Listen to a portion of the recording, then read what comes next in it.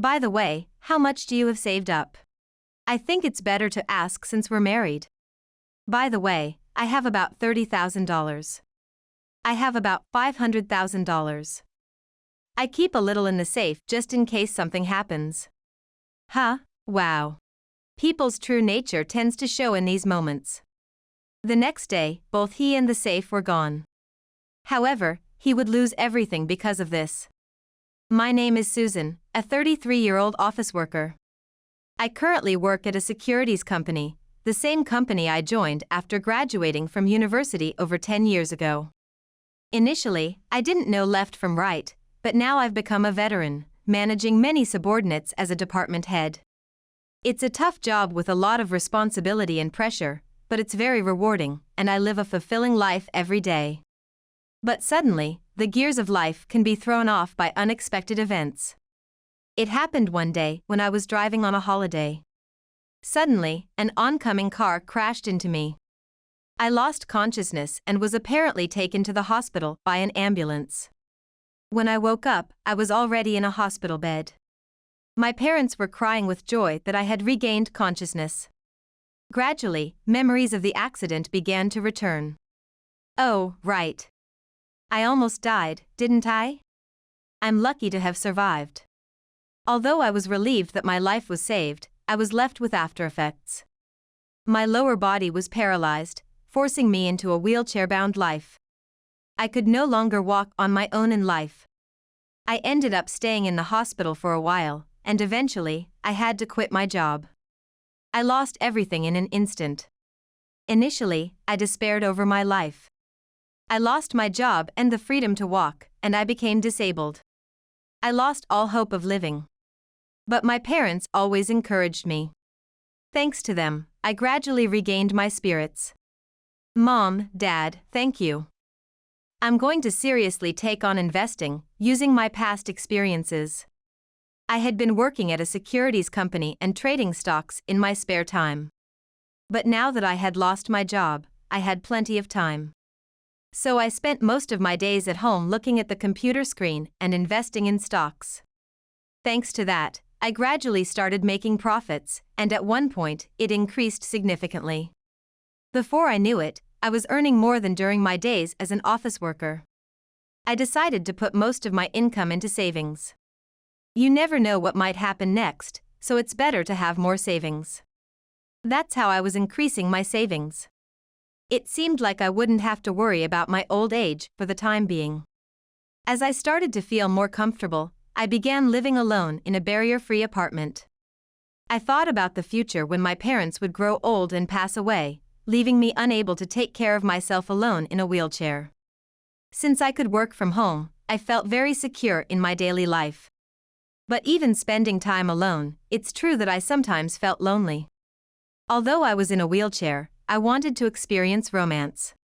But staying at home alone, there were no opportunities to meet someone. So I decided to try a dating app. I didn't want my condition to hold me back from finding someone to date.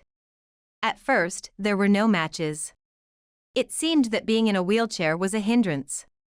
But gradually, I started to match with people, exchanging messages and meeting some in person. However, because our personalities didn't match, it didn't lead to a relationship. Then, after waiting patiently, I matched with a man named Andrew. Andrew was a company employee 3 years younger than me, 30 years old, with a handsome face and a refreshing aura. Honestly, he was my type. And we really hit it off. We liked the same music, movies, and TV shows, and we had a great time talking the first time we met. He was also very kind and considerate of my situation in a wheelchair. I rented a car that's accessible for wheelchairs. Also, I found a cafe that's easy for wheelchair users to enter, so let's go there. I was thrilled by his kindness. After that, we met several times and went on dates. Then he confessed his feelings to me, and we started dating. Are you sure about this? I mean, I'm in a wheelchair, you know? I worry I might be a hassle for you. I became very anxious when it came to actually dating. But when I said that, he simply smiled. I accepted all of that before I confessed. I'll support you in your wheelchair life, so don't worry. Thank you, Andrew. I was so happy with his words. And so, we started dating. He was considerate of me and often planned dates at home. I thanked him by cooking lots of meals for him. Wow, this is really delicious. Really? I'm glad. It was worth the effort to cook. Susan, I'd be happy if you became my wife. What? Keep making it, okay? Of course. I felt a rush of excitement. Just imagining a married life with him filled me with happiness. I was sure we would enjoy our days together. As these thoughts grew, so did my desire to marry him. Our relationship continued smoothly from there. Susan, you know. He started one day, making me think he might propose. As I anxiously waited, he said, "How about we move in together?" Move in together? Yeah. I'll move into your place. That way, we don't have to coordinate our schedules, and I can support you with your wheelchair life, right? Yeah, that makes sense. It's a really good idea. I had been hoping for a proposal, but I thought starting with moving in together was a good idea. It would give him a real sense of what life with me would be like. And I was sure it would be a fun cohabitation. Soon after, he moved his belongings into my apartment. Waking up next to him every morning was bliss.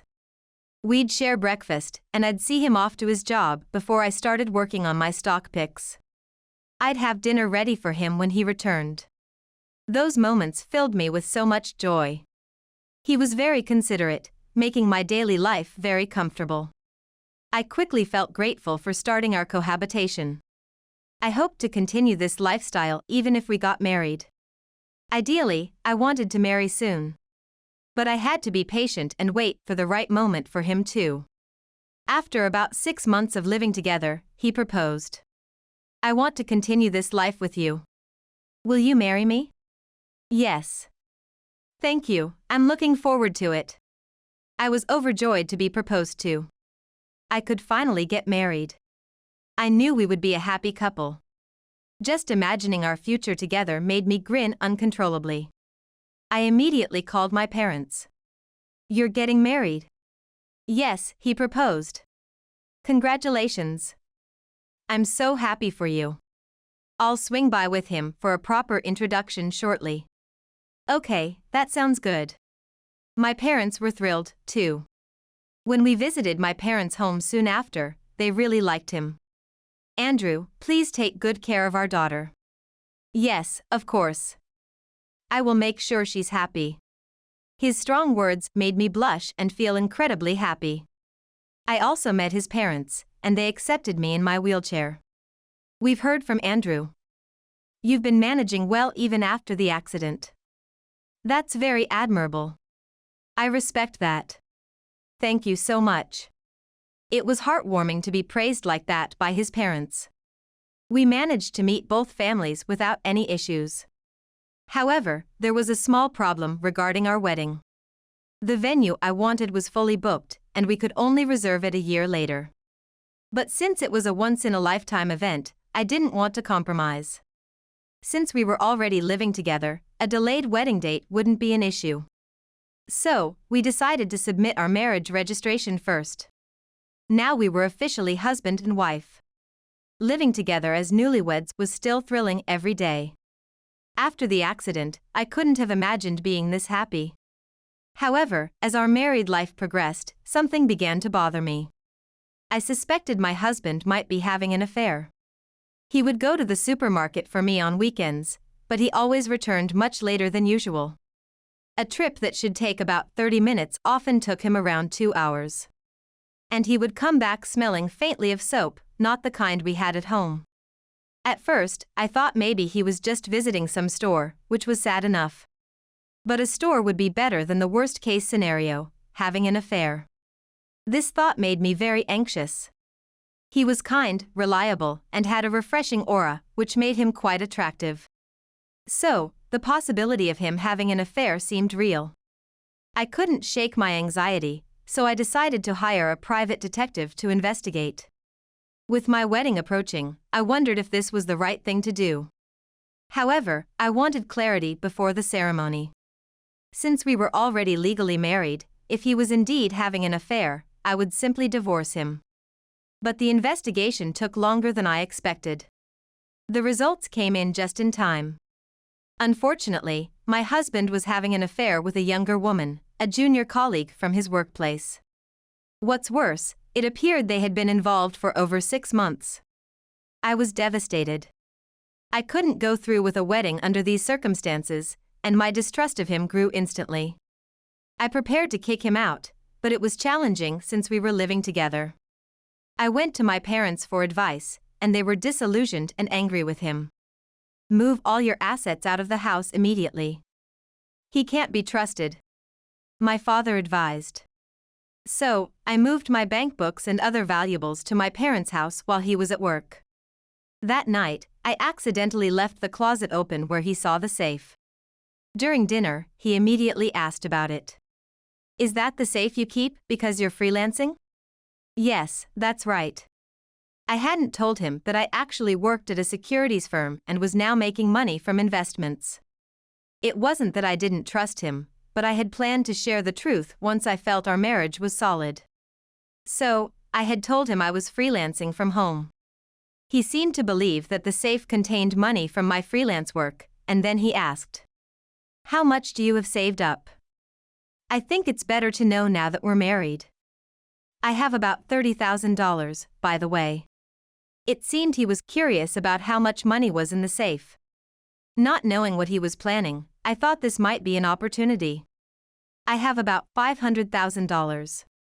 What? $500,000? I keep a little in the safe, just in case something happens. Wow. He was visibly shocked and seemed to be deep in thought. People's true nature tends to reveal itself in these situations. The next day, both he and the safe were gone. He must have believed that the money was in the safe and decided to steal it. However, he was about to lose everything because of this. I had never actually put the savings in that safe. They were in my bank account, and I had already moved the passbooks to my parents' house. The safe was just filled with rocks to mislead any potential robbers. I always had a hidden camera near the safe, which recorded whenever I left the house. After he disappeared, I checked the camera footage, which clearly showed him struggling to carry the safe out of the room. I took the footage to the wedding venue. I wondered if his parents knew what was happening. It turned out they hadn't heard anything from him. He had left in a rush. I showed the video to his parents, who were furious and tried to contact him, but his phone was unreachable. We decided to show the video to everyone who came to the wedding venue and asked them to contact him. Eventually, a friend from his student days who he trusted was able to reach him. The message he received said he was eloping with his new girlfriend. I asked his friend to find out their location.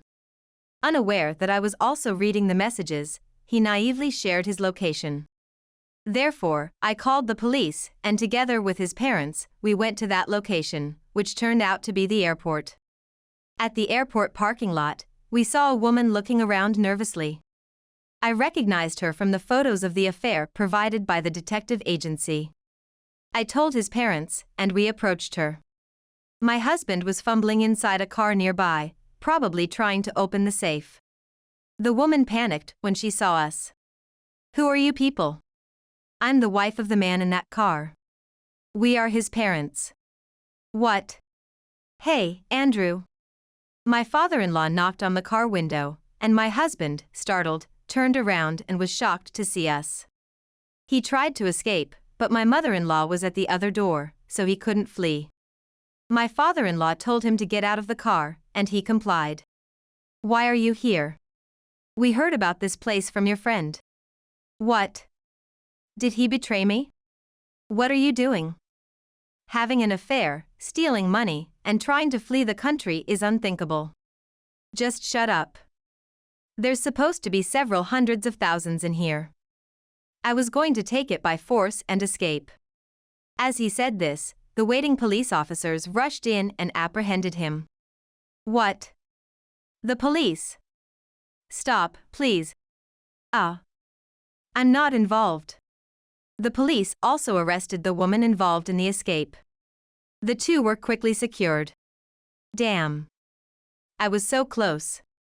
I then opened the safe to show him. Unfortunately, there's no money in here. What? As soon as my husband laid eyes on the rocks, he just slumped over in disappointment. The woman blurted out. You told me there was a lot of money in this, and that's why I went along with this whole plan. She inadvertently confessed to being his accomplice. They were arrested on the spot and later fined. They ended up having to pay me a settlement for the affair, theft, and the cancellation of the wedding. Moreover, everyone who attended the wedding now knew about this, which meant their colleagues at work found out as well. They were obviously fired. My husband got kicked out by his folks and is now struggling to get by as a part-time worker while he pays off his debts with the person he cheated with. Meanwhile, I canceled my apartment lease for safety reasons and moved back to my parents' house. Now, I live with them while continuing my investment activities. My finances are stable and growing, and I'm planning to build enough wealth to semi-retire.